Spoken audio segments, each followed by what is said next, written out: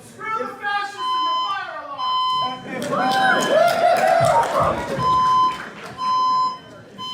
If the campus safety police come to me and tell me to evacuate, I'm going to obey the law and evacuate. Short of that, I'm not evacuating. Is there really a fire system?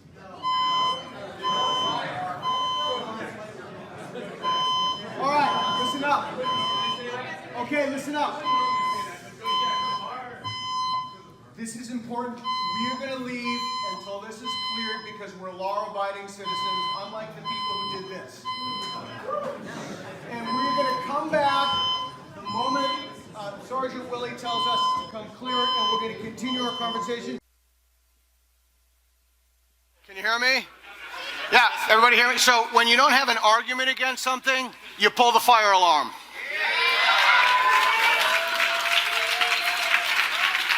It doesn't even rise to intellectual cowardice. Okay. So hopefully in that hiatus, not only did folks get a little exercise, but you had a chance to look at the page 26 of the Progressive Style Guide, which will be shaping our discussion tonight. So I'm going to turn to Sargon and ask him what observations do you have about page 26 of a Progressive Style Guide? When I find, is mine working? It's not working. It's a lot longer. Testing, testing. Do you hear me? Ah, we have something. Okay, I will actually find page 26 of the Progressive Style Guide. Did everybody have a chance to see it? Yeah, look, I wasn't prepared for homework either, okay? So, you know. It's not there. Here. No, sorry. I have it. There we go. Right. Yeah, so I'm sure some of the more eagle-eyed amongst you have spotted some remarkable terms to be avoided by decolonization activists. This is genuinely an incredible thing that I never thought I would ever see written down, because most of the people who want to protect this don't have systems of writing yet. Right? Folklore, magic, myth, and sorcery, as well as superstitions, you're not allowed to use those terms if they're being used to describe a belief system as being less valid. That's literally protecting superstition in the name of tolerance and progress. Isn't that amazing? So what's fascinating about that is, if you look at that and if you have that in front of you, if used to describe a belief system as less valid, well, guess what? Some belief systems are less valid than other belief systems. And to think otherwise, it's not only wrong, but you're trapping those people who hold those beliefs in a delusion, a perpetual delusion. Well, it's even worse than that, isn't it? If I can't describe someone else's belief system as less valid, then surely that must mean I believe that belief system. That's right, yeah. Because otherwise, if I can't say it's not valid, then what's my argument against it? And, I mean, we'll go into how much worse it gets, actually, because... So I think that the mistake is for people to think that this, and maybe I'm wrong about this, I don't know, but the mistake is for people to think that this applies to people who happen to have dark skin who are trapped in dangerous beliefs. But none other than our own Rick Perry, the man who wanted Texas residents to pray for rain, who's now in the Trump administration, of course. We couldn't think of a possible better place for him. Rick Perry wants people to pray for rain, but that is a superstition. There's no evidence of it. There's no evidence. So it's fascinating to me that the confusion here is between an immutable characteristic of a person, skin color, or broadly considered race, or height, or ability status. Those are immutable characteristics of people. Those are not belief systems. You can change belief systems. You can go in and out, and people do all the time, in and out of belief systems. And this is extending that umbrella of tolerance or protection or what have you from people, from their immutable characteristics to ideas. And it's basically asking you to not call out a superstition for what it is, a superstition, or magic, or sorcery. Yeah, that's completely correct. And I mean, they even say in the introduction why they do this, and this is pretty incredible, really, when you actually think about the motivations behind doing this. So they begin by saying language is a key ingredient in a winning theory of change. Language can build bridges and change minds. By acknowledging the ability of language to shape and reflect reality, progressive campaigns can become more powerful vehicles for social change, inclusion, and justice. Now, that is a demonstration that they're using a postmodern lens, because they're not trying to establish truth or falsity or anything like that. They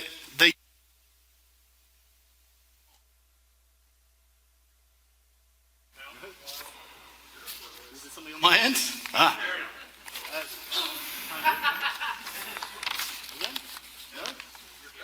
Okay, I don't know why. Oh, maybe it's something on my end. I'll try not to move. But they're using this as a strategy. Now, the only people who need to engage in strategies against other people are people who are trying to win them over to something, trying effectively to conquer them in some way. That's pretty bloody immoral, in my opinion, because the people that are being assaulted with these kind of language games have no idea that a war has been waged against them. They have no idea that the very basis of their thought patterns, the words they're going to use, are going to be under assault and try to have these terms manipulated in order to change their mind. Because as they say, it's got the ability of language to shape and reflect reality. Everything's about perception. So you've got to kind of ignore the idea that there is an objective reality and assume that everything that is perceived by a human being, and that's the only way we can understand it.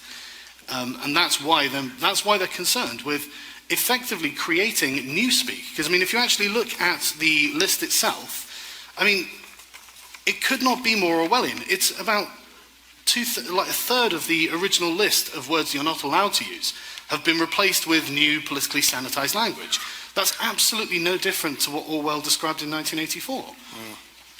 Yeah, and the idea that we need to protect people's ideas from criticism, well, not only is that the opposite or antithetical to what a university should be, but we need to teach people how to have conversations with people, and all ideas have to be on the table.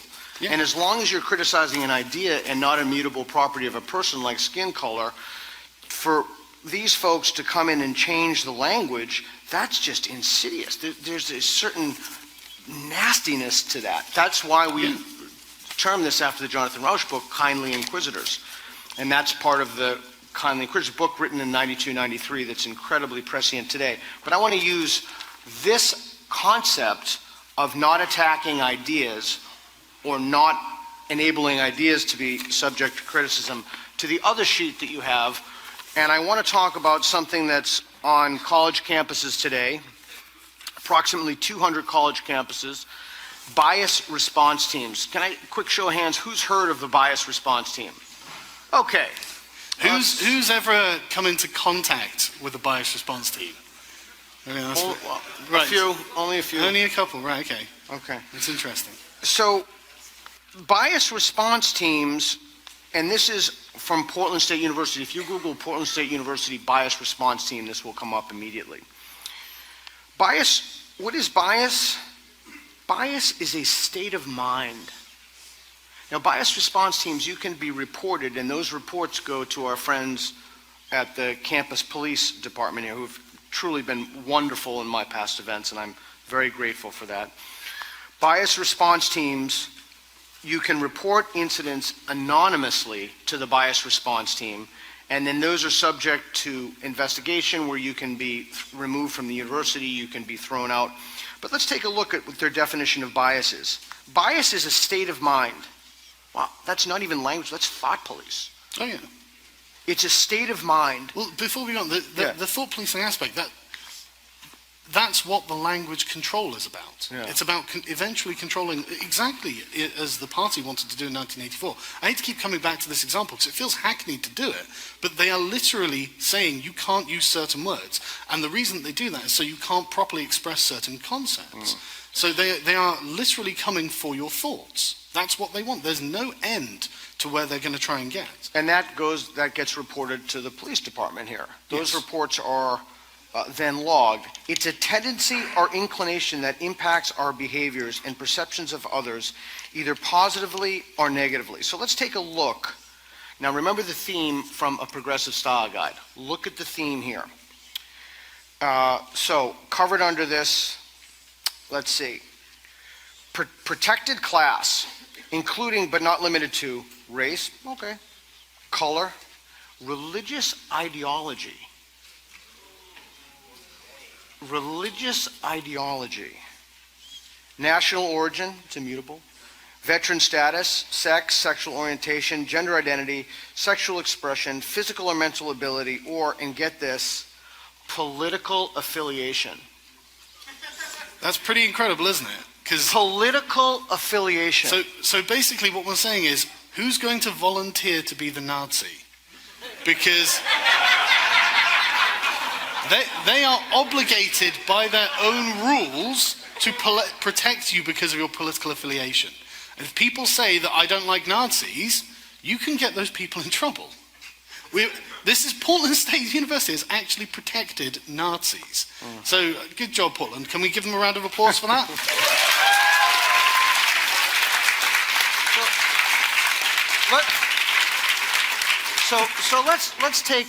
We don't need to talk about ISIS and sawing people's heads off with butter knives or anything crazy. Let's just talk about a mainstream example of a young person, 18 to say 18 years old. They're raised as an evangelical in the South.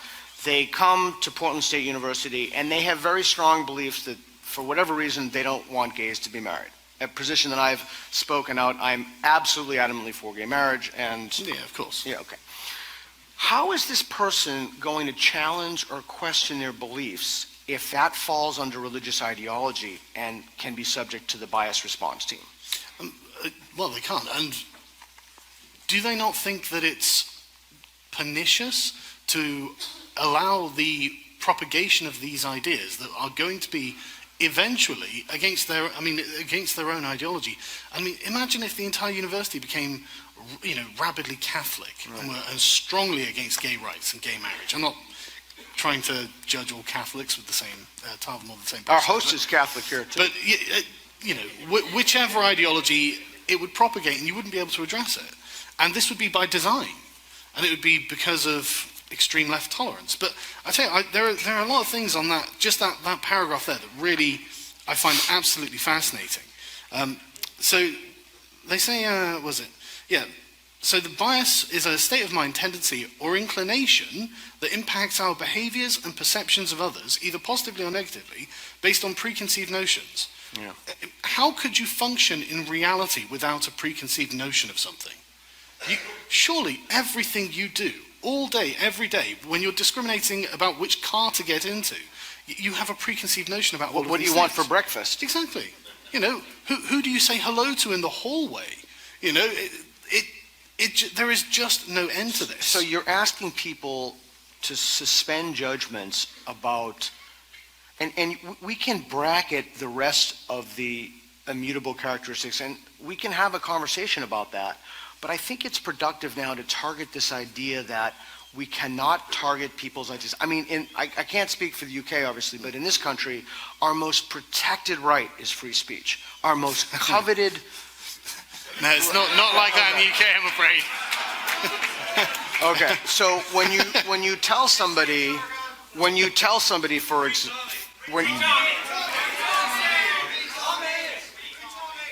okay, we'll go out for drinks and shout that afterward.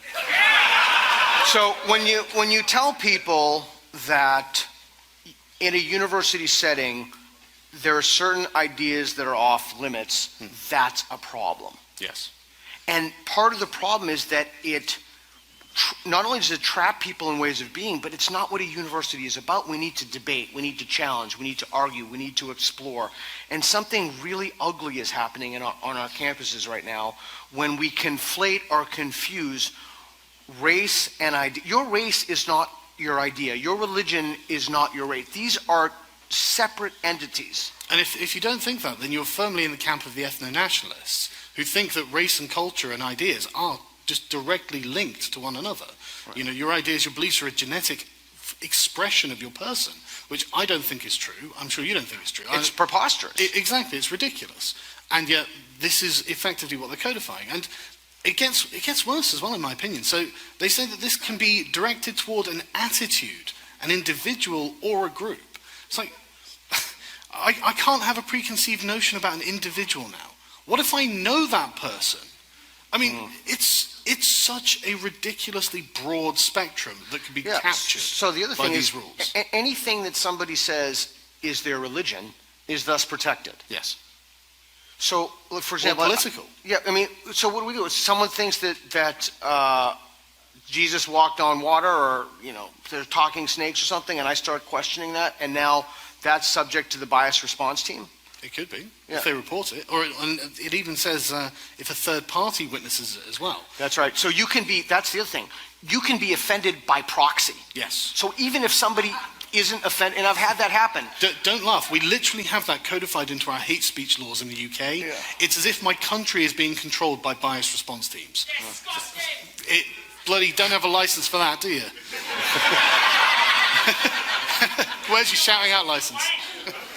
We are literally going to need a permit soon. I'm not joking. My country is going down the tubes. We're a warning, not an example. So part of the problem is that I would sincerely like to have a conversation, like a sincere conversation with people. I want to know why someone could possibly think that this is a good idea.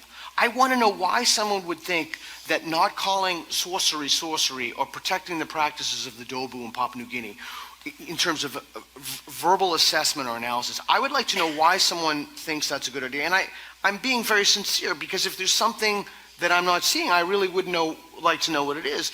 But the problem is that now I'm not allowed to ask people to have these conversations, because as one of my colleagues says, that itself, my other colleague didn't want to join us tonight because he said that challenging or questioning the bias response team is itself a type of bias and can get you reported. But that's an amazing Kafka trap, isn't it? It is this, or we're not, you can't get out of it. You can't even criticize us. Well, they've got you locked down in that regard. And when, in full disclosure, and I asked him if it was okay if I could say this beforehand, he said, why don't you get a couple of people from where we think this problem is emanating, and we'll challenge them to a debate. I think I can say that was the gender studies. I wasn't going to say it, but okay, now it's You'll on notice film. that the stage is lacking anyone with pink hair. Yeah, So- and the problem with that is, not a debate, I invited, it's not punching down, I'm not asking a random person here. Hang on, it's punching up. They control these universities Right, through and these I've bias asked them responses. at the Damore event to come, they didn't come. We asked them at the James Lindsay Helen Pluckrose event to come, they didn't come. And one of my lawyers told me, that's the plight of being me in this age, my lawyers are everywhere. One of my lawyers told me that if I ask again, that's not only is it subject to the bias response team, but it could be a Title IX violation for persistent harassment. So I'm trying to figure out, and I'm a sincere inquirer, I'm genuinely trying to find out why we want to protect people from certain ideas. And I'm being very sincere talking about that. He comes to me and he says, we're two white dudes up here, let's invite some people to debate. I'm like, I can't, they'll throw me out, Title IX violation. I didn't want to get them in trouble, obviously. So yeah, I can't believe that not one person on the gender studies faculty has the stones to just come up here and explain to us why we're wrong. I mean, this is their job. This is their entire career. I mean, if we went to the science department and said, hi, right, we're a bit unsure about the validity of physics. Could you come and debate us on that? I think they might take that up. They're going to be like, well, it's going to be an easy afternoon for me. But the gender studies folks won't come near us. Yeah, all disciplines infected by postmodernism suffer from this same malady. And now that more and more people are talking about this, the pressure, I think, is becoming on. But I think part of the problem is that if you genuinely believe that engaging ideas is somehow a form of cognitive or psychological violence against people, then of course you won't want to have a conversation or a debate with somebody, because you'll think that you're engaging in a form of psychological violence. My own take, and I could be wrong about this, and I don't want to throw water in anybody's parade, I think they've won the culture war. I think they've won the culture war. No, they've won they've won the war for the institutions. The culture war is right here. Yeah. See,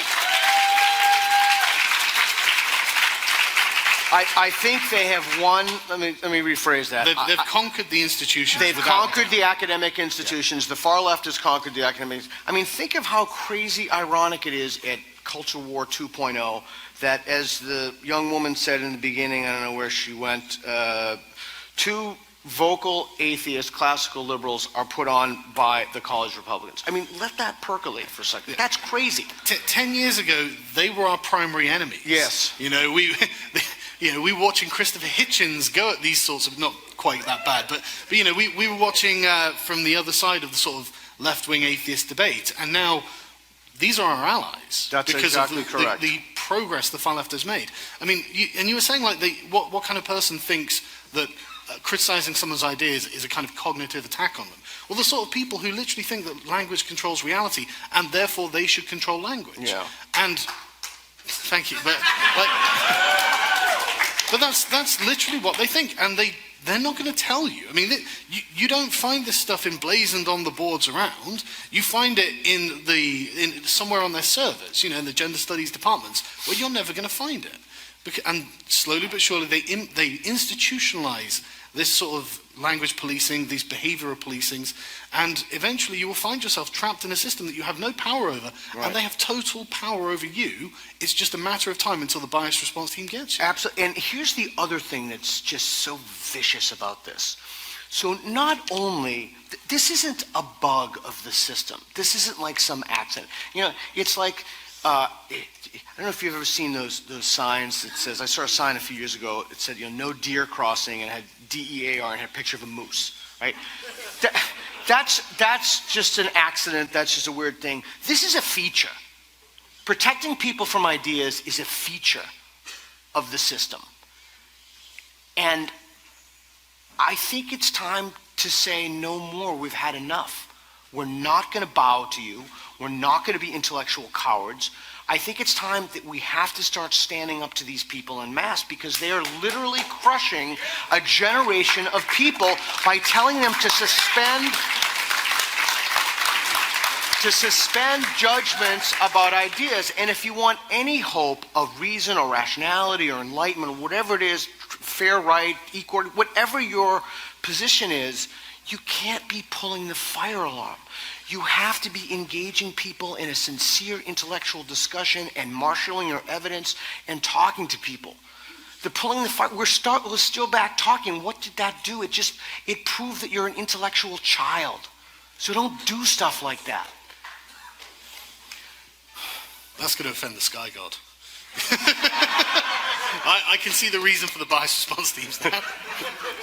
Oh, that's the other thing. You can't check, and one of the officers can correct me if I'm wrong, you can't check to see how many reports have been filed against you. Oh, yeah, it's done anonymously as well. It's isn't it? done So you don't even anonymously. get to face your accuser. You can't, Title IX, you cannot face your accuser. And if you can't face your accuser, then, I mean, how can you know whether what they're saying is even true? Right. Like, how can anyone know? It's going to be their word against your denial, but it's not like you're going to be able to, I mean, maybe if you're lucky, but it's a dangerous precedent set. And it goes completely against the idea of English common law, on which our society is built as English speakers. We are supposed to face our accusers, mano a mano, effectively, you know. It's, right. But, constitutional. Yeah. It probably is. I'm not. Yeah, I'm thinking that question of the constitutionality would come up, and I'm not qualified as an attorney to. There was a nice piece in the Wall Street Journal. If you Google bias response teams, it comes up, and FIRE, the Foundation for Individual Rights and Education, has a piece on it, and then the National Review has a piece on it, and you can read all of those about, and people do make those claims, but I'm not comfortable speaking about the constitutionality because I'm simply not a constitutional lawyer, so I'll let the constitutional lawyers decide that. Yeah, I don't know anything about that. And he certainly isn't. No, no, God forbid we have a written constitution. But it's pretty incredible the way they describe the expression of bias as well. Bias against others can be expressed and perceived in many ways. It can be subtle or blatant and can include physical, spoken, or written acts of abuse. Okay. Insensitivity. how can I know that you believe in some crazy sky god to be sensitive about it, unless I can speak to you about that problem? And if I really don't think I can speak to you about your belief in a storm god or whatever it is without criticizing that belief. So I'm probably in trouble there. But the next one is lack of awareness. Right. So just not knowing is a bias incident. I mean, is there anything left outside of what is a bias incident? That would probably be a shorter list. It gets better. So, I mean, you go through a few things that you'd expect. Violence, harassment, intimidation, extortion, fine. Use of vulgarity, impolite society, fine. Cursing, making remarks.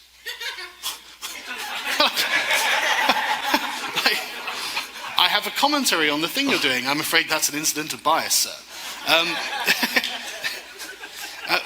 Or any other behavior that belittles, restricts, or alienates others based on preconceived notions. And again, they have to know the inside of your head. It has to all be assumed that you thought a certain thing for them to get you. Right. It's insane. It's totally unprovable. And it's this idea that you want to regulate the behavior of others. You familiar with that story of the gender studies professor who was in the elevator? The gender studies professor was in the elevator, and they went to the wrong floor, and a guy made a joke about, evidently it has an old pedigree. I never heard of the joke before, about the lingerie. I never heard it before, but evidently it's kind of like a thing. Well, instead of this individual saying, hey, that's just a dickish thing to do, please don't do that, it's not cool, and then they could have talked it out, what does she do? She attempts to adjudicate that through, she writes letters, she wants to get the guy fired, she's demanding apology, and good for the guy for not apologizing. I wouldn't apologize to her for 2 seconds. If I've done something wrong, and I think that it's, if I've sincerely thought about it, then I will apologize. I think we should. But this idea that we are incapable of then say, look, you said something, it was a really uncool thing to say. We can have that conversation. You don't need to write to the chair of the department. You don't need to call the bias response team. That's what adults do. Adults have conversations, and we don't use the expression man up anymore, but we person up. We should...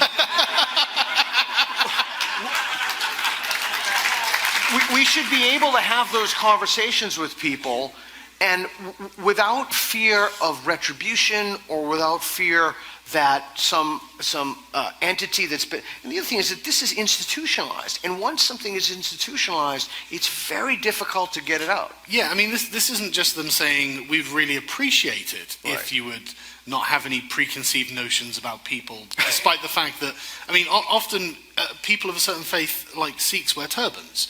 That's designed to give you a preconceived notion. It's a way of signaling to you, I am a Sikh, like a Jewish person with, I can't remember the name of the skull cap, yarmulke.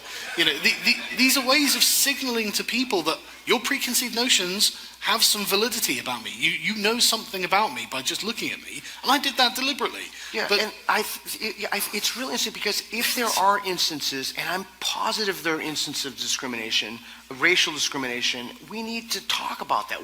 And that's not cool. And if somebody does that, we need to call them out on it.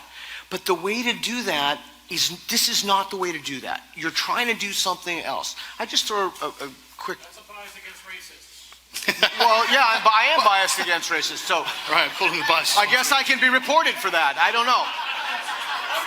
Bias response. So I'll just share. I'm kind of in a sharing mood, and I haven't even had any drinks tonight. But I was at the grocery store the other day with my daughter, and I get very sensitive when I talk about daughter. My daughter's adopted from China, and she's 12.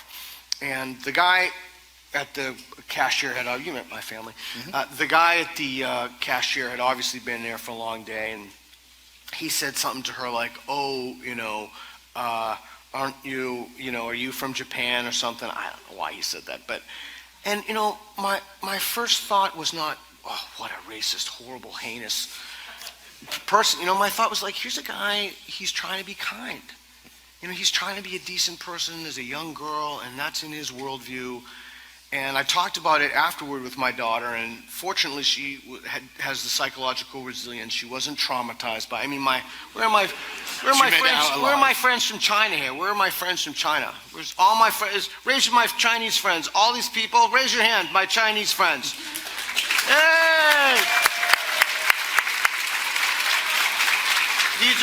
These are my friends from China. They actually do live in my house right now. It's astonishing. Maybe that one woman there, her husband's a famous policeman from China. It's my friends from China.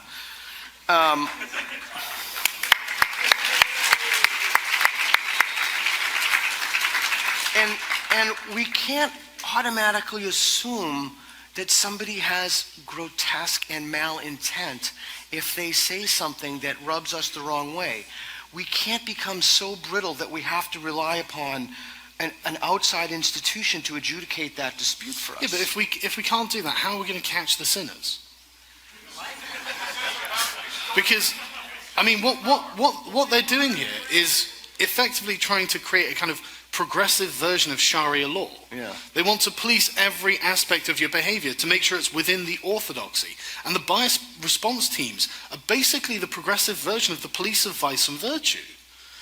It's what they're doing. Right, and what it does is it makes us lesser people. Makes you dependent. It makes us lesser people because then we think that we can't talk to somebody if there's an issue, that we have to automatically escalate it up top. If someone does something, look, this is not complicated. If somebody does something and you feel they shouldn't have said it or whatever, say, hey, you said that and it was, it hurt my feelings or whatever. And then if they could say anything to you, but that's how we behave in a civilized society. And to try to institutionalize that from on high to make rules, you can't govern crazy beliefs that people, there are some people who are always going to be racist. Like, you can't legislate that out.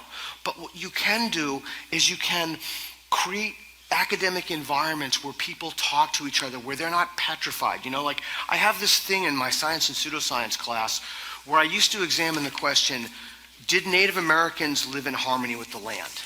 But I can't include that anymore because Native Americans are a protected class. So I can't include this idea, like all of these issues and these topics are now off the table. And I think that we lose something fundamental in not having those conversations, in addition to just becoming brittle because we don't hear ideas that contradict our own. So we're trapped. We're trapped when we don't have dialogue.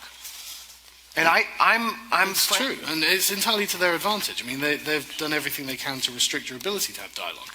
They've said that you can't have preconceived notions about people, you can't express this as bias, which everyone does all the time about everything. And they've even gone as far as to determine a bunch of words you can and can't use. What are they missing? What step is there left for them to control?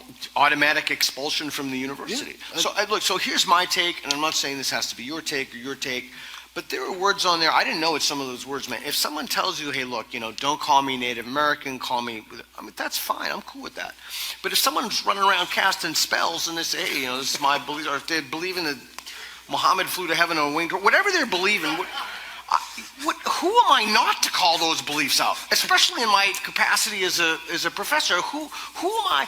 By what authority do I suspend my judgments about those things? But how does your science explain how the shaman calls the lightning? Yeah. That's still my favorite video of all time. But addressing that would be a bias incident. You would be in trouble, you would have to deal with the bias response team. They would want restorative justice for you claiming that science couldn't explain. Yeah, and that's almost always retributive. In other words, they even use the language of, victim, punisher, accuser. It's a very punishing kind of a way instead of even talking about this we have so many things to talk about. I was at the gym yesterday and I was watching this video. Evidently, somebody called Trump's wife a C word or something. And I'm thinking, like, oh, are you kidding me? There's the oceans are dying. Scott Pruitt is in office. The refugees we have all these problems, and this is what CNN chooses to focus on. Like, I would love to be fake news. Yeah, I would love to be talking to Carl about a whole host of issues, But this is something that has just taken over. Millions of students are governed by this right now. And our educational system is in jeopardy. Professors don't want to talk about it. I know that my union is against it. I don't know if anybody will speak publicly against it. And I think that this is something, and I'm inspired by what you said. You know, they may have taken over the institutions temporarily, but you are the hope that we can change this stuff. I mean, you really are.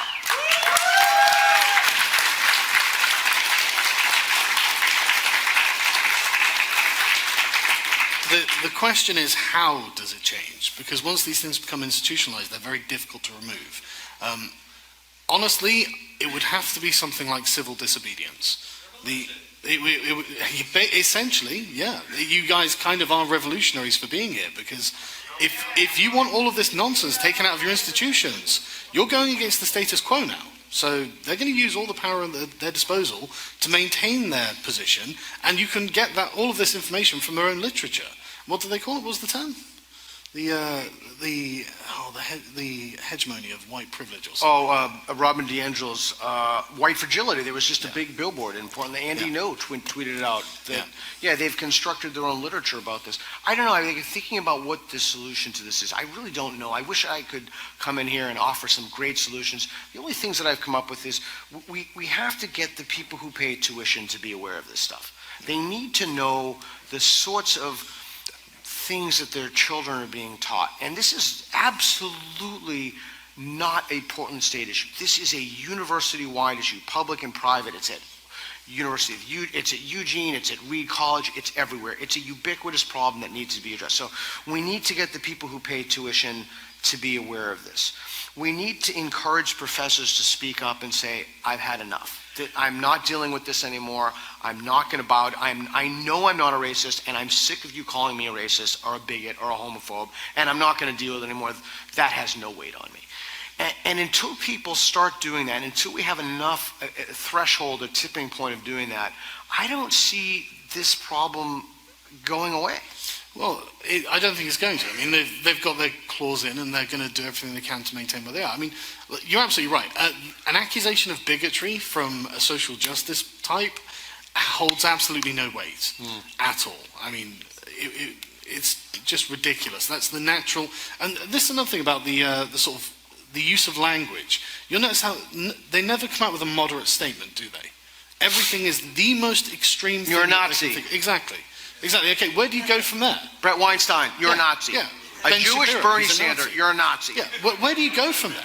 You know, it's got diminishing returns every time you call a small Jewish man a Nazi. Another dissenter is born, and the bias team has more problems on his hands. You know, Ben Shapiro, you're a Nazi.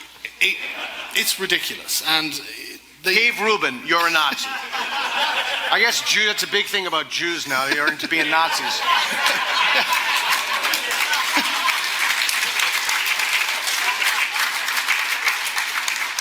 I'd really love to criticize the Jews who are joining the National Socialist Party, but I can't because it's a bias issue. But seriously though, getting it on the table that you want to remove this stuff is going to be the hardest thing. Once it's on the table, you will actually be able to use sort of popular support against this, but it will actually require student agitators, people who can organize and people who will keep the pressure on the administration to actually change.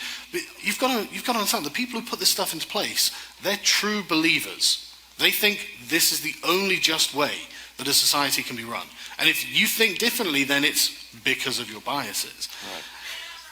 There's no getting away from it. And so it's honestly, it's going to be a tough thing. It's not going to be an easy mission getting this stuff out. And you've got to be committed. But since so many of you came here, I'm guessing you are. How many people are students at the university, by the way? Oh, wow. Holy moly. Wow. Wow. Okay, great. That's what, about 2/3 of the audience. Wow. That was a lot, yeah. So here's what I'm thinking. A lot of people came out to see you tonight. So I'm thinking that, and we were a little delayed because of the immature behavior of someone. Why don't we open it up to questions? Sure. And why don't we form a line with somebody holding Philip will hold the mic. And here's what I'd ask for your questions, please. For your questions, no life stories, Simple question, and Carl would like to get to as many questions as you can. If you could please say your name before your question, and just ask your question, no comments, and see if you can do it under 20 seconds. It'd be great. Then we can get through the whole line.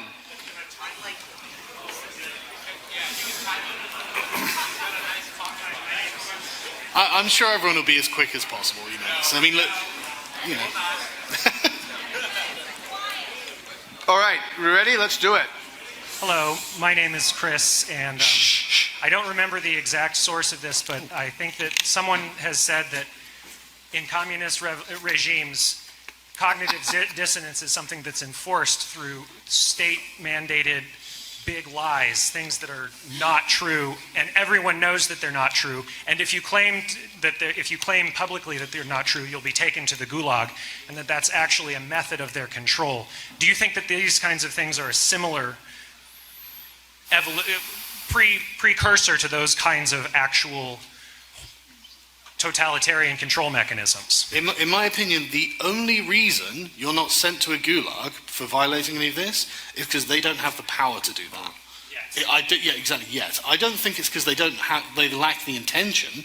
I think it's just they're not able to do this. I mean, these people want to get inside your brain, change the words you use so you think differently.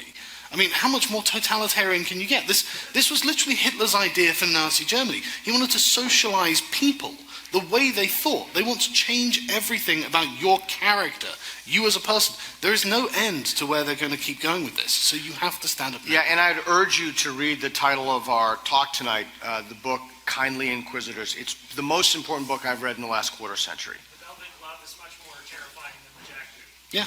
Yeah, and it's got this chilling effect where you Yes. Hello. Oh, sorry. Sorry. Robert, Sorry. question is more asking for comment on two responses and a premise. One, I think the main point they're going at for controlling language is a perception they have that using such language precedes a physical attack. Historically, making value judgments of gay people are not a successful life strategy then would precede a lynching. Other point, they think they're in a life and death struggle. So yeah, they do need to take control on everything. I think that's the perception that needs to be adjusted. What I'm looking for comment on is I think the entire foundation of modern philosophy has been kind of flawed with this whole concept of rights.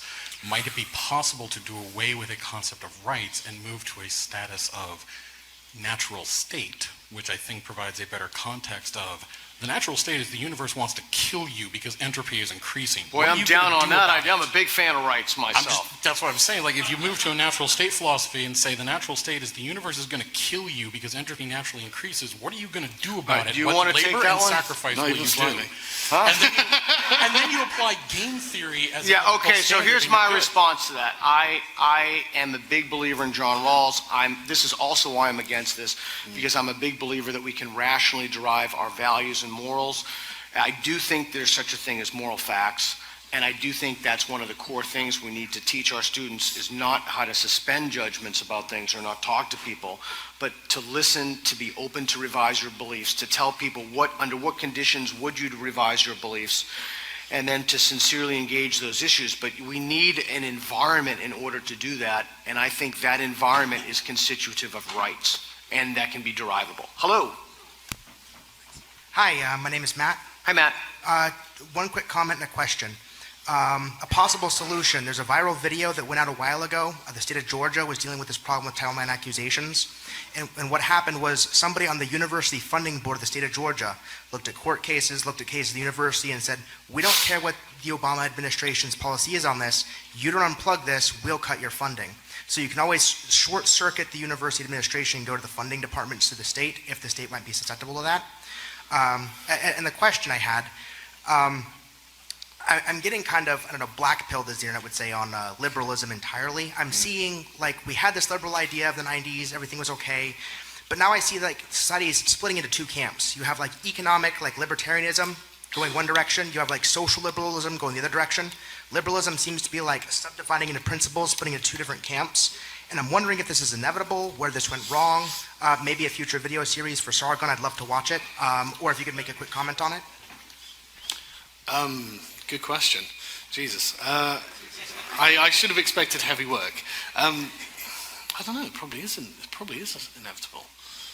I don't know, I think I'll have to give that one a bit more thought, to be honest. I don't have a ready answer, I'm afraid, sorry. Good, What about good. You made us think. You got any Good. thoughts on it? No. I'm really sorry, man. We'll talk about it afterwards. We'll go to the pub afterwards and we'll talk it through, because I'm sorry I don't have an answer for that. Okay, and just to keep this moving, can we please keep all the questions and comments to like 15 seconds or less so we can get through everybody? Yeah, and I just want to say one more thing about that. That was actually a great answer. He didn't pretend to know something he didn't know. He didn't sit there and bullshit you guys. He didn't waste your time. He said, you know what, I got to think about that. That's an awesome answer. Thank you. I love how I got a round of applause for not knowing something. I'm really sorry.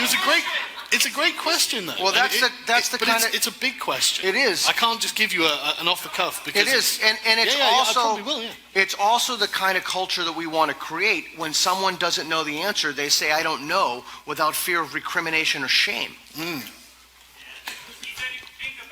I will. Good. So I've been lurking on your channel for about 6 years, but it's gotten to the point where lurking is no longer enough. Right. What can I do as an individual to help Awesome put question. society back on track? Like how do I change my sphere to start the chain reaction? What actions do I take? Right.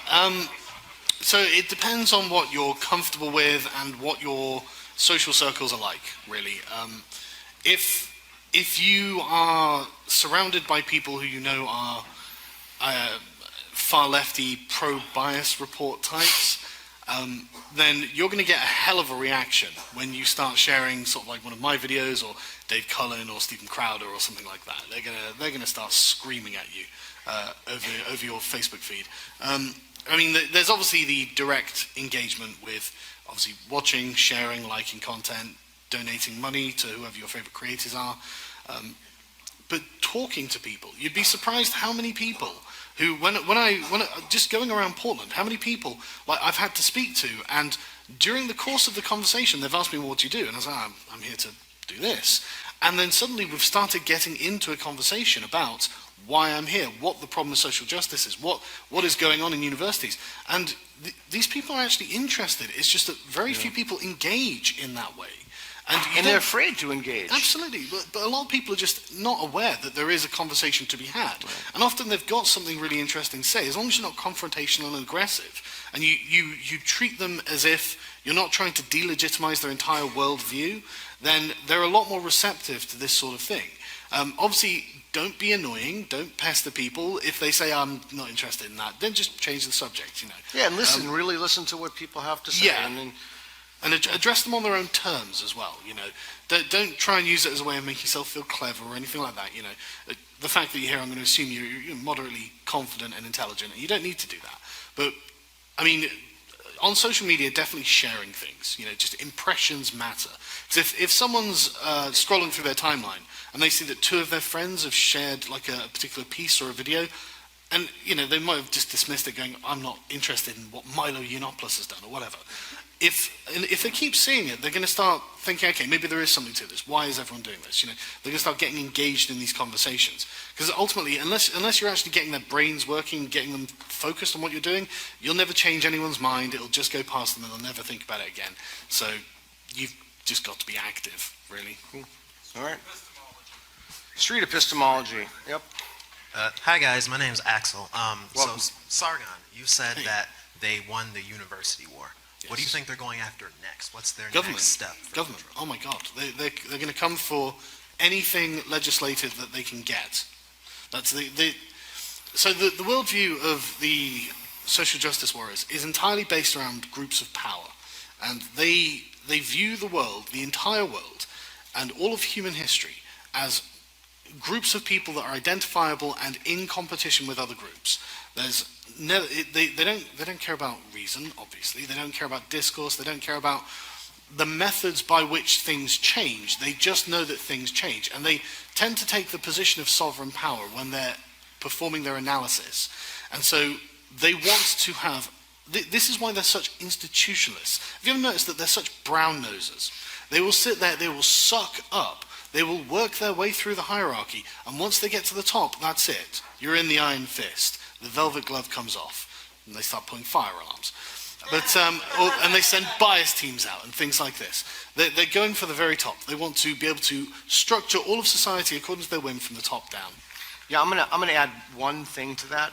Having dealt with these folks very extensively now, they have a way of engaging you that's so saccharine.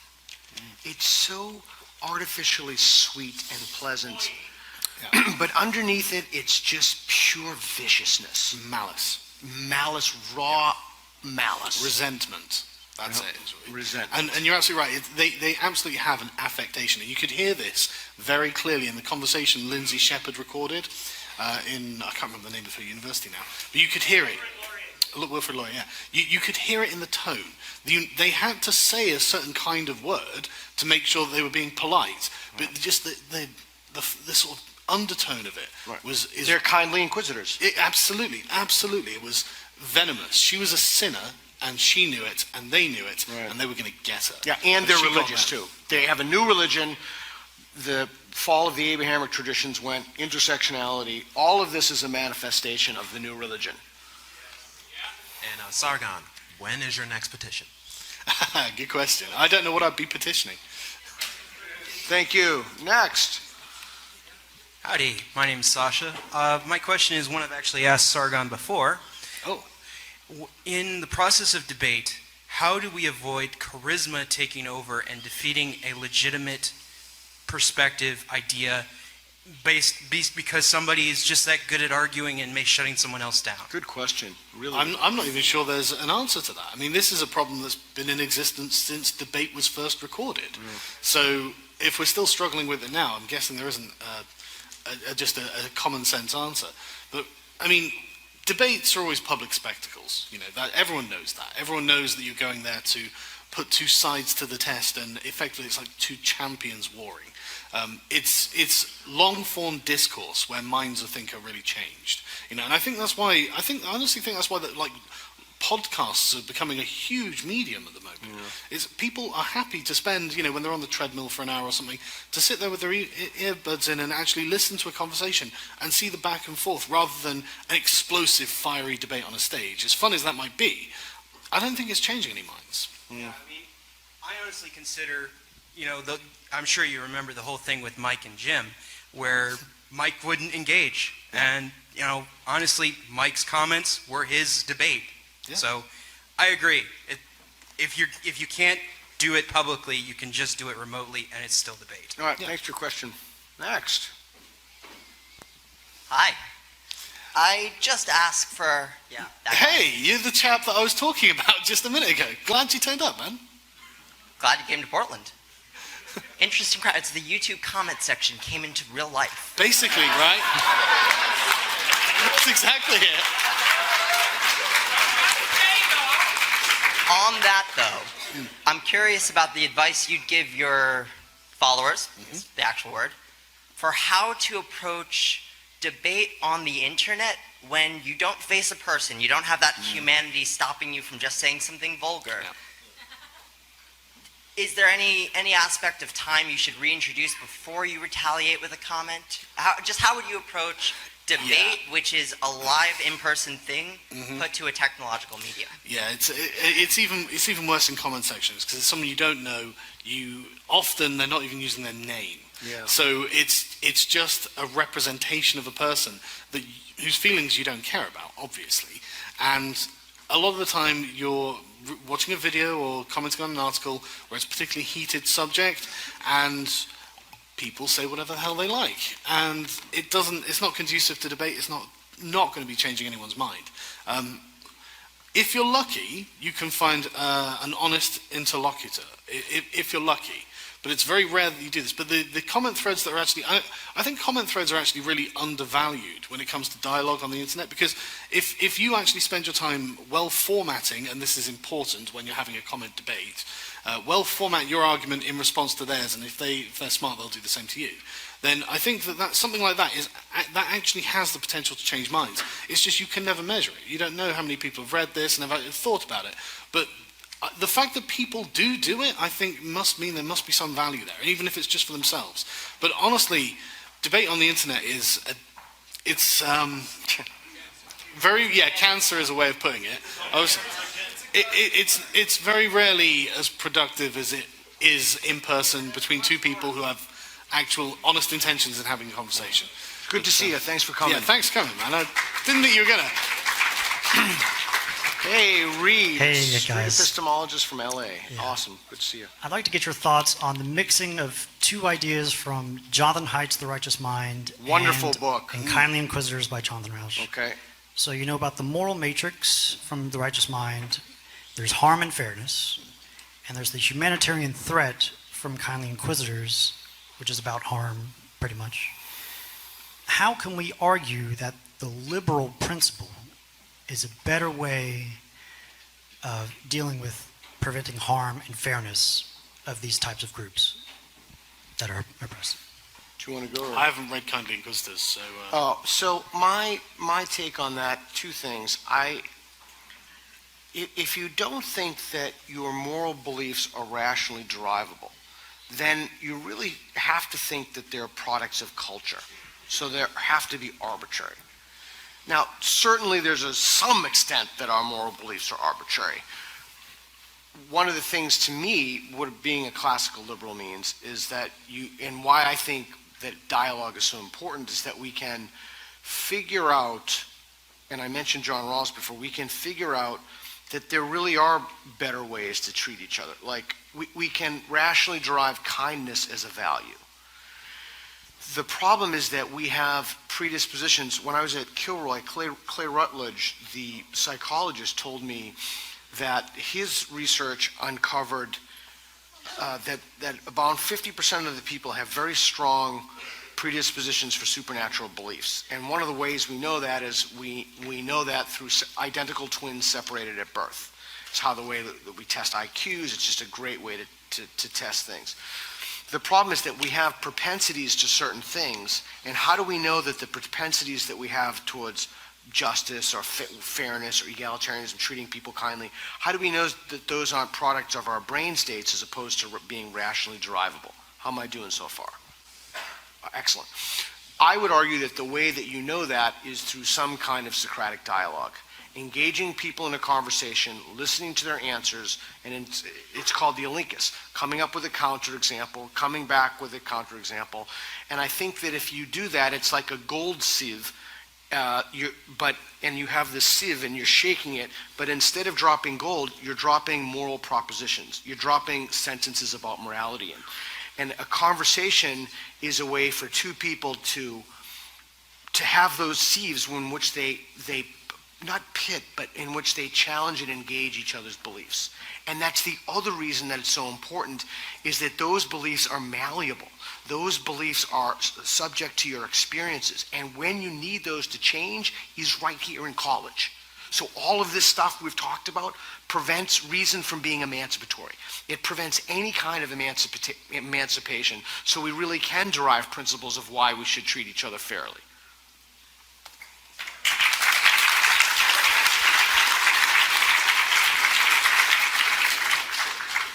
Hello, both of you. My name is Landon. I drove down here from Seattle, so thank you for coming. One of the things that separates, I guess, at its very root, Western civilization from other civilizations is that we figured out the importance of dialogue and reason that doesn't lead to violence, that doesn't lead to physicality. So my question is, as someone who believes in that at its core, which I do, how are you supposed to establish the beginning of a debate with somebody who rejects that idea altogether? Where even is the starting point? How are you supposed to initiate a dialogue with people who think that by the very act of you trying to initiate a dialogue that you are trying to dominate them? How do you even begin? It's very frustrating. Yeah, that is a great question, actually. So could I take it, or you? Yeah, no, you go ahead. So that's what my next book is about. I just got a book deal from DeCapo Press, and it's how to have, thanks. It's how to have impossible conversations, I just want to unpack this because I think it's so important. So I would have loved to have those conversations here at this university, or basically at any university. So basically I was going to find somebody who was anti-gun, who thought literally no guns in society, police should have guns, no one, and someone from the NRA who thinks literally everybody should have a gun. And I was going to have conversations with them live on stage for an hour or two with Q&A in 2 successive weeks. But then I thought to myself, like, I don't want to deal with people pulling the fire alarms. Like, I want to have an actual conversation. It doesn't do anybody any good to pull the fire alarm. So I'm going to do these in local libraries to help my friend Sylvia and the local CFI branch and some of my students who are here. Not going to tweet it out, not going to advertise it. And the first, I would suggest a few things. The first thing is, if you really feel you can't have a conversation with someone, if you feel it's unsafe, you have to leave. But if you feel you're in that context, the first thing you have to do is to figure out someone's epistemology. In other words, figure out why someone believes what they believe. And you can use this thing called Rappaport's rules. And Dan Dennett has a wonderful thing. You basically, before you give any criticism at all, make sure you understand what they're saying. So you really have to listen. And there are people have written books about that. The other thing is, I used to do this in the end of my conversations when I was more involved in atheism, but now I do it within the first 3 or 4 minutes. Like, once I really think I understand someone's position, I will ask them the following question.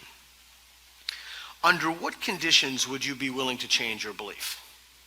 It's called the defeasibility condition. And they'll tell me now, they could say any one of a number of things to you. They could say, well, there are no conditions under which I change my belief, to which the response to that is your belief formed on the basis of evidence? Now, if they say yes, then by definition, formulating your beliefs on the basis of evidence must mean that there's other evidence that could come in that would cause you to revise that belief. So I would suggest to you the first thing you do is listen, use Rappaport's rules, understand what their principles are, offer them questions of defeasibility, and if they mirror that and say, well, what are your defeasibility conditions? Don't have this back and forth, just answer the question. What would it take for you to believe in God? Answer the question. What would it take for you that everybody should own a gun? Answer the question. What would it take for you to build a wall? Answer the question on the Mexican border. That's a great start. Cool? Thanks.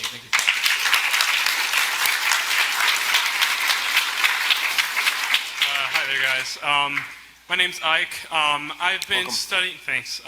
I've been studying Japanese culture and economy because I'm hoping to become an international business major later on in my career, and I've been trying to see if I can pinpoint any way to use Japan's economic system, which is more capitalist, last I checked, to be able to debate people online and in person on why capitalism can be a functional system, albeit still have a few flaws.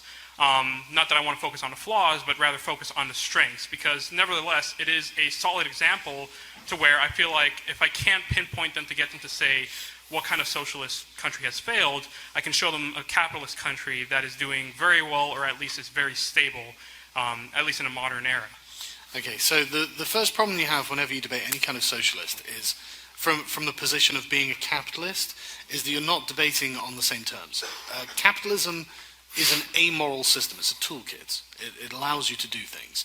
Socialism has a moral direction. And this is what Stephen Hicks talks about often.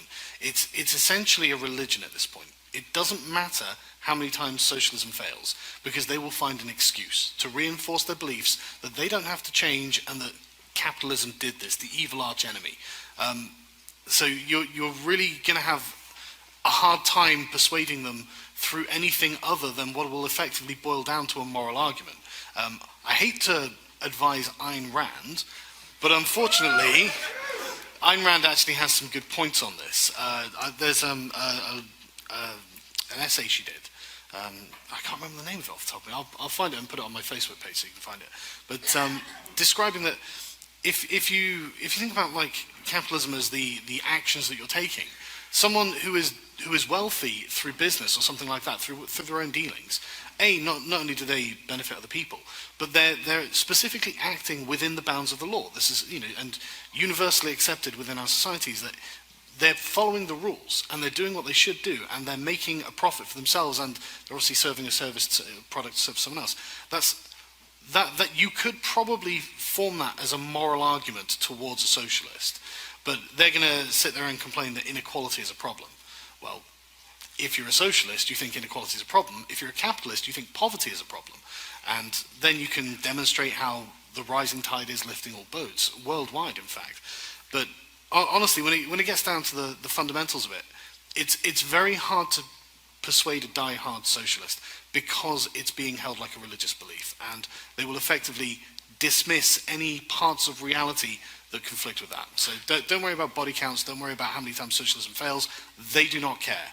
This time they've got it. Trust them. I'll add two things to that. I just finished Jonah Goldberg's The Suicide of the West. I can't recommend it highly enough. A fantastic book. And then I would ask really intelligent, thoughtful people, one book. What's the best book you have? You ask 4 or 5 people, and then I just read those books of people who think that they're why socialism or communism, why it's good, and I'd sincerely listen to and think about those arguments. That's what I do. All right, thank you. Good luck. Good luck in your studies, Ike. Gentlemen, I'm Paul Cornelius from Berkeley, California. I appreciate both your work. Thanks for giving me an excuse for coming up. Thanks for coming. Speculative question. Why do you suppose that neoliberalism seems so willing to placate and please an ideology that really is the height of capitalism? An ideology, a heterodox Marxist ideology, like social justice and critical theory. Thank you. Okay. You want to take that? Yeah. Why would it care? They can't possibly defeat it. They rely on it in every way, and they buy into it. I mean, like you've seen the anarchist masks that are being mass produced in factories in China, that they will go out and willingly buy for $10 or whatever. And it's like, you can't beat neoliberalism. They've got no function for it. But sorry, did you want to? No. Well, so here's my take. Was it Paul? Here's my take on that, Paul. There are a few words that whenever I see them, they just scream bullshit to me. Like, when I hear neoliberalism, it's like a kind of a phrase that Foucault used to like to use the word, but he didn't really know about the economic systems, and so it's a kind of a placeholder term that makes me very suspicious of what those arguments are. Hegemonic masculinity is another one. And I can use another word. I can say modern Western capital. okay, so give me the sentence again real quick. Modern Western global capital. Is what? Finish the sentence. Okay, but give me the sentence. Give me the question. The question would be, why does Western capital, particularly elites such as Hillary Clinton, the French president, George Soros, seem to be very willing to play ball with people that are heterodox Marxists in their orientation? That's what critical theory is. Yeah, absolutely. But it's because they can just package it back to them. It's going to take on whatever form is pleasing to the consumer, and if they are dumb enough to buy it, and dumb enough to support the system they claim they hate so much, they have no method of destroying this system. That's why they constantly talk about revolution, but when it comes to it, they're sat there in Starbucks with their lattes and their iPads, and they're scrolling through their timelines. You know, they don't care. They're never going to change anything. Let's see if we can do this. Let's see if we can. If it's okay, we'll try to do rapid questions. Sorry, Let's see if we can just do rapid. So you ask your questions, and we'll try to respond as quick to be coherent still. Okay. Thanks for coming out tonight. Thanks. My name is Leif. My question is, what do you think about the level of brilliant deviousness of the people that are enacting these things? When you look at how did it start? Like, how did the hate speech start? It started with like Nazis.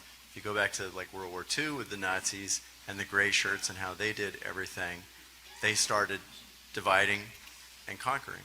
And now they've taken that very term and made that the core of what everything else springs from. So if you even say the word, I'm personally am not racist or anything, but I see from a nomenclature point of view how they're literally finding something which did it before in history and they're repeating it. Sorry, what was the question? I got caught up in what? I got caught up in the like level of deviousness. The level of deviousness. To think that these people are dumb, they're diabolical. not. They're really, really smart. I don't know about diabolical. That. I mean, in a diabolical way. They're smart in a really messed up way. No, they are. They're just really cunning, and they think in different ways than you do, and they're trying. Okay, look, they have a kind of cunning in that they've manufactured their own knowledge. They publish in their own bogus journals, and Jordan Peterson's famous for saying 80% of papers in the humanities either get cited none or one time, and you can Google that statistic comes from the literature. So they've manufactured their own line of knowledge that's not tethered to reality. They then use that to institutionalize these utterly insane ideas. And they have mechanisms in their literature like Allison Bailey or privilege-preserving epistemic pushback or white fragility. They have mechanisms in the literature to keep these things in place. And if I can say one thing to kind of raise, it's a very complex issue. It's taken me years to think about. But what people out of the academy don't see is that they're training students, they look at this as an indoctrination mill. And they're training students to think a certain way and have their own epistemology, their way of viewing the world. They're requiring these bodies of completely bogus literature, and not all of it, maybe like 2% is decent, but the overwhelming majority is just utter garbage, totally untethered to reality. And when those people get out, they become leaders in the community. So that's where they spread this idea of microaggressions, trigger warnings, safe space. All of that stuff starts in the academy. All of it. Okay, so can I disagree with you here? Right, okay. Sure. I actually think they're utterly diabolical, because what you're describing is a mission towards truth. You're interested in finding something that's factually true, but they're not interested in that. They don't give a damn about that. What they're interested in is victory, right? Everything about this is a strategy. Right. That's right. I agree. You're not addressing them on their own terms, because on their own terms, they are absolutely genius. I mean, imagine what the flat earthers are going to have to do to get a flat earth bias response team, right? Like instituting that into hundreds of universities across this country. Imagine just how long it would take them, how unbelievably convoluted their theories would have to be. And yet the postmodernists have done it. Like the first time I was introduced to Jordan Peterson was on that TVO debate, and the guy opposite him was literally like, I'm going to have to just start by saying that gender isn't real, biological sex isn't real, and we'll go from there. No, we fucking won't. You know? Okay?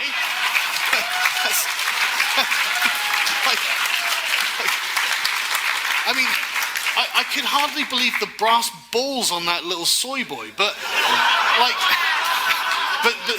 But this is the point. These people are literally so clever, they have actually made it so that they are sat on a panel and you're treating them as if they are a legitimate source of dialogue, and they might have something to tell you because of how good their strategies are. Yeah, I'll give them the good strategy, and I'll give them that once they get in power in universities, they hire people like themselves. Oh, yeah. And don't be deceived by this whole talk about diversity. It's just a code word.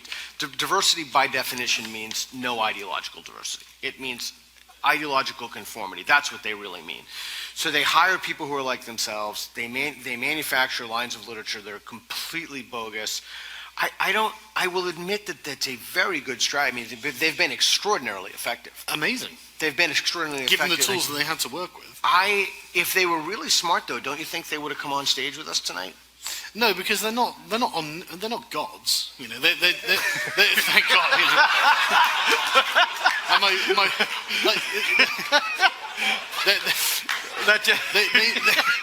They want control over absolutely everything, and coming on stage here, this is just a loss for them because they know that they are intellectually bankrupt. And I would sit here and explain to them in detail about the strategy behind the postmodern sort of methods they use. And the reason that they.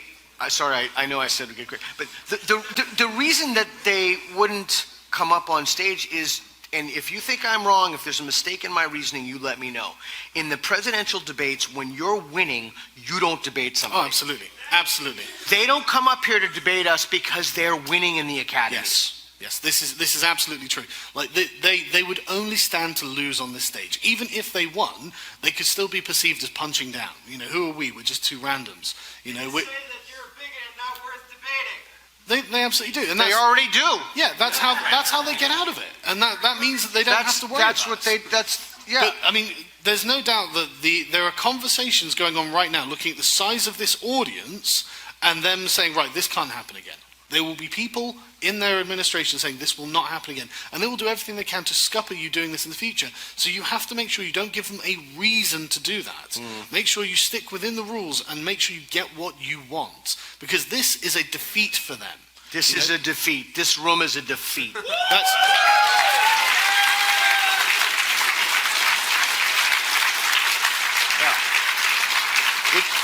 And Which as is long, why they pulled the fire alarm. as long as I am at this university, I will fight this pernicious ideology with everything I have, and I'm taking the gloves off.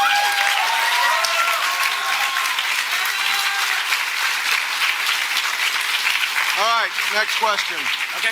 My name is Nathan, and just kind of had this interesting thought over the last couple days. So postmodernism has, in a sense, been almost too successful in kind of corrupting all of our institutions. And it kind of flipped for me, John Lennon's Imagine flipped it on its head. So just your kind of thought on this stanza. Imagine there's no countries, it isn't hard to do, nothing to kill or die for, and no religion too. Imagine all the people living life in peace. And it just seems like so many things that are happening are counter to that. They kind of undermine their own goals. I'm into the no religion thing. Well, right. I'm into the peace thing too, but it's not clear to me. It's unrealistic. Let's be honest. There's never going to be peace. There's never going to be this idyllic world where people are living in harmony. It's never happened. It's never going to happen. It's a silly dream. We should, unfortunately, be more realistic about these things. Yeah, and take men as they are, not how we'd like them to be. Yeah, and I'll add to that, the expression, we're all in this together. Okay, so no, I'm saying we are all in this together. And what this is, you're here, I'm here, we're here. Anytime you break somebody into a smaller and smaller increment, intersectionality, anytime you look at somebody into, oh, there's a black woman, or who cares if it's a black woman? It's totally irrelevant to the conversation. You know, I do jujitsu, my jujitsu bodyguard is over there, my trainer, and if there's a guy who's a black belt in jujitsu who's gay, and I roll with him, and he destroys me every time, and his wife is a machine of death, she destroys him every time. And the way to not look at it is through ever smaller increments that divide us. The way to look at this is to find, in the literature, it's called superordinate identities, identities that bring us together. We are people, everybody has their own shit, you know, everybody has their own, you know, sometimes I pick up my daughter and she's had a tough day. Like, everybody's dealing with stuff. And the way to face that is to listen and to be kind. It's not to continuously break people down into ever smaller groups. And when we look for reasons to be offended and outraged, that doesn't do us any good. But you're looking at this the wrong way. You need to look at this from the position, you're looking at this from the position of a person on the ground who has to live with the reality of this. Now, imagine bringing yourself 100 miles up and you are suddenly the omnipotent bureaucrat. You absolutely want to break people into a lattice of different intersecting categories until eventually every individual person is in their own box. Right. And everyone is in control, is under control. Everyone, you can declare who gets what, you can make sure that nobody's uneven, you can make sure that everything is perfect and fair. Yeah, and that's their goal. When you deny biology, that's what you get. When you deny biology, that you think that you can control the outcome solely by social institutions. Mm-hmm. That's just not true. Steven Pinker utterly destroyed that in the blank slate. Yeah. Good, thanks. Next. Hi, I'm Batco from Left People, and how do you feel about Israel versus Palestine? Oh my God.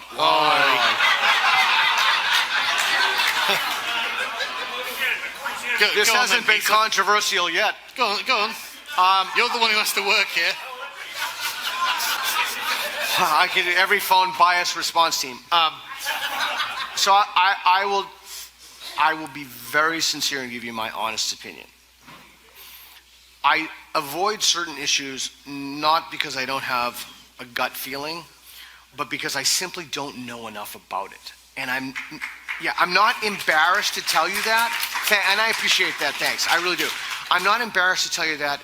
I think it's a very complicated problem, and to look to me as any sort of an opinion or expert, I don't pretend to know things I don't know. I'm absolutely the wrong person to ask. I just don't know enough about it. Yeah, I'm afraid it's a can of worms that there's no point opening, because activists on both sides are fully entrenched in their positions. They're not interested in listening. They're interested in attacking you if you disagree or patting you on the back if you agree. And I honestly don't really care enough about the issue to have looked into it in the depth that would be required for me to have a proper dialogue on the subject. You asked me about gender studies or if there's a God. I don't think there's any good guy or bad guy necessarily on either side. And I know, but just saying that is, my inbox is going to be destroyed from people on both sides of the argument from that. So real quick, I want to bring up Maoist China. Mm-hmm.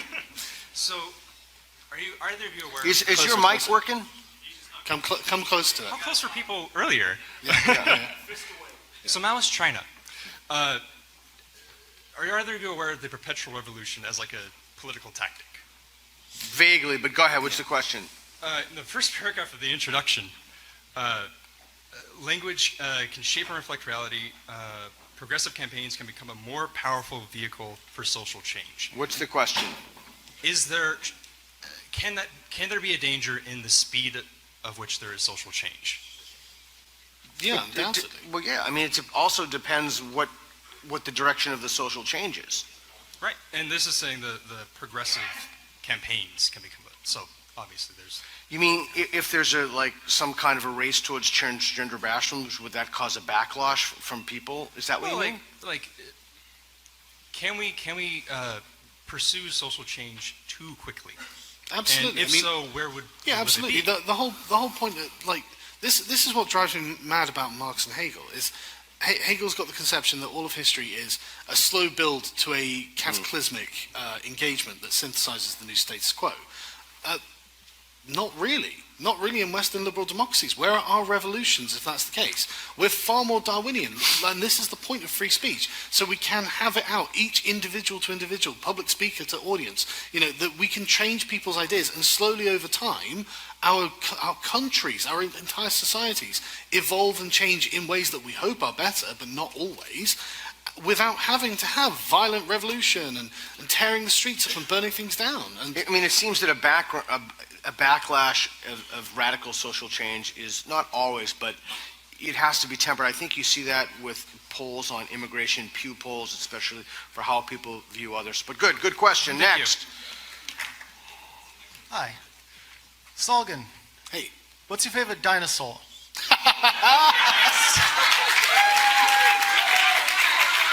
Sargon, have you even read Siege? I'm weirdly partial to baryonyx for some reason. I can't even explain why. It's because it's got a massive claw on its finger, and I don't know why. As a kid, I always found that interesting. Next one. All right, next. Let's go. Yeah, you don't adjust it. Just speak into it. Go. Hello. My name is David, and I'm for free speech. I paid attention to your Twitter a while, and I want to know... Whose? Not Sargon. mine. Really? Yeah. Sorry. I don't know why anyone would. I want to know, do you still trigger the alt-right with black cuckold porn? And if so, do you have any on your computer right now? I would never need to store it on my computer. Google, it's only a Google search away. But yeah, it's like their kryptonite. It's like their kryptonite, so of course. But yeah, I'm not on Twitter anymore, obviously. But people seem to think that I was banned from Twitter for that. I wasn't. So Twitter had no stance on it. Wasn't cuckold porn. It was gay cuckold porn.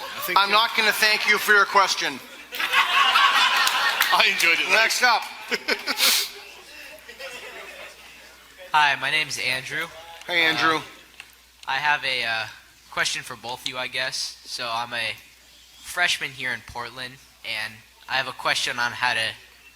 So I'm taking Intro to Journalism right now, and I guess I look at a lot of articles from around, classics like The Guardian, CNN, Vox, and... What's your question? Sorry, I'm rambling. But how can I be objective? Like, I see their kind of journalism, and I sort of look at it, and I sort of break it down, but how can I be an effective how can I be an effective reporter or interviewer by being as objective as possible? Is there a way I can do that? Yeah, okay. You've got to start by understanding your own personal philosophy and your own biases. What are you in favor of? And you've got to practice self-discipline. You've got to actually understand your own position, understand their position well enough to be able to understand when you're deliberately favoring one thing, or not even deliberately, sorry, unintentionally favoring one side over another. You're never going to get it right. You're never going to get it right. It's going to be a constant process, but you've got to, I find the easiest thing to do is try and approach it twice from each side of the argument, and when you're doing whichever side, try and treat what they're saying as credible. Try and treat it as the most charitable interpretation. And then you've effectively got to synthesize what you believe to be the truth of it from what you've got. But it's going to be an eternal struggle to do that, and it's the action, the attempt to be objective is way more important than the goal. You'll never reach the goal, but the fact that you try will incrementally, day by day, make you better at what you do in that regard. There's something awesome about being sincere. There's something just, it's just a good way to be in the world. You can develop good friendships. You can develop good relationships, a more fulfilling life. And I see this stuff as the opposite of sincerity. It fosters insincere people who behave in artificial ways. But anyway, I would also ask your journal